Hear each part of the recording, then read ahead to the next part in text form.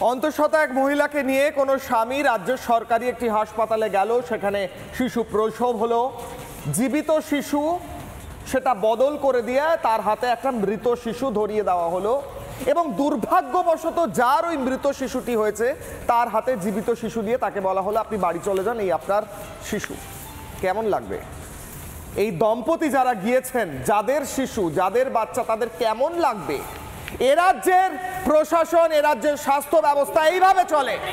এই মুহূর্তে সেই বিক্ষোভের ছবি দেখাচ্ছি হাসপাতালের বাইরে এবং সেখানে প্রশ্ন উঠছে, আসলে এই হাসপাতালগুলোর পেছনে এগুলো শুধুই কি গাফিলতি, না এর পেছনে রয়েছে কোনো চক্র? আসলে কি শুধুই ইঁদুরে চোখ খেয়ে যাচ্ছে, না এর পেছনে রয়েছে কোনো অঙ্গ পাচার চক্র? আসলে কি কেউ ভুল করে জীবিত শিশুর জায়গায় মৃত শিশুকে দিয়ে দিচ্ছে, নাকি এর পেছনে রয়েছে কোনো চক্র? কারণ বারবার খবর তো উঠে আসে সরকারি হাসপাতালে দালাল চক্র কাজ করে, খবর আসে তো, ধরা পড়ে তো। দুটো বক্তব্য শোনাবো, মৃত শিশুর পরিবার এবং জীবিত শিশুর পরিবার, তাদের আত্মীয়রা কি বলছেন শুনুন। বাচ্চা দিয়েছিল, এই বাচ্চা তো আমাদের। তাহলে ওইটা কেন ব্যান্ডেজ করে ওরা ভুলবশত ডাক্তারবাবুরা করেছে বলছে। সেটা কি করলেন? আমরা খবর দিয়ে দিয়েছি। এখন কি বলছে ওটাকে তুলে আনতে হবে? আমাদেরকে ফোন করে ফের ডেকেছে যে এরকম এসে নেই, আর কাল রাত্রিতে তো বাচ্চা দিয়েছে। এই বাচ্চাটা কখন দিচ্ছে? কালকে আমাদেরকে এখন তো এই বাচ্চা এখন আমাদের এখন দিচ্ছে। আর কালকে রাত্রে ওটা দিয়েছিল? হ্যাঁ, কাল রাত্রে না, আমাদেরকে জানালো যে তোমার বাচ্চা এরকম ব্যাপার হয়। কি বলেছে? বলছে যে মৃত্যু হয়ে গেছে, আমরা অন্য লোকের হাতে তুলে দিয়েছিলাম, আমরা জানি না, মাথার ঠিক ছিল না, আমরা তুলে দিয়েছি ওদের হাতে। আমি তখন বললাম ডাক্তারকে, তা তুমি কেমন ডাক্তার, তাতে কোনো ক্যামেরা থাকতে তুমি কি করে তুলে দিলে, নাম জানলে না, কিছু নয়, তোমরা কি করে তুলে দিলে? বাচ্চাটা কি মৃত্যু হয়েছে বলছে? হ্যাঁ।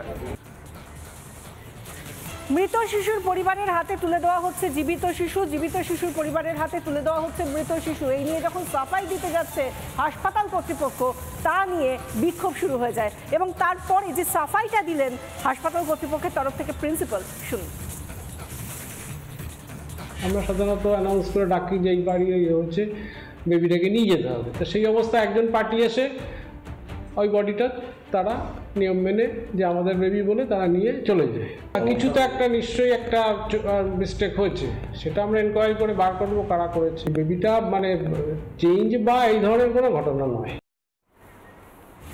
বারাসাত হোক বা আরামবাগ, সব জায়গায় সরকারি হাসপাতালে এইভাবে বেনিয়ম, দুর্নীতি, কোনো রকম প্রশাসন নেই, কিচ্ছু নেই। এই নিয়ে কি বলছেন সুকান্ত মজুমদার, শুনুন। এই শিল্পহীন বাংলায় নতুন নতুন অনেক শিল্প জমা হয়েছে, তার মানে নতুন নতুন শিল্প জন্মেছে বা গজিয়েছে। তার মধ্যে বাচ্চা চুরি হচ্ছে একটি শিল্প, চপ ভাজা একটি শিল্প, মুখ্যমন্ত্রীর কথা অনুসারে মুড়ি মশলা বিক্রি করা একটি শিল্প। এরকম শিল্পের এখন অভাব নেই, প্রচুর শিল্প আপনারা দেখতে পাবেন বাংলায়। এই ধরনের শিল্প দেখতে পাবেন, বোমা বানানো একটা শিল্প, তৃণমূলের হয়ে গুন্ডামি করা একটা শিল্প। তো এরকম বহু শিল্প এখন বাংলায় জন্মাচ্ছে। নানা ধরনের কন্টেন্ট দেখার জন্য লাইক করুন, শেয়ার করুন আমাদের ফেসবুক পেজ, সাবস্ক্রাইব করুন আমাদের ইউটিউব চ্যানেল। পাশাপাশি অন্যান্য ব্রেকিং নিউজের জন্য অবশ্যই চোখ রাখুন রিপাবলিক বাংলায়।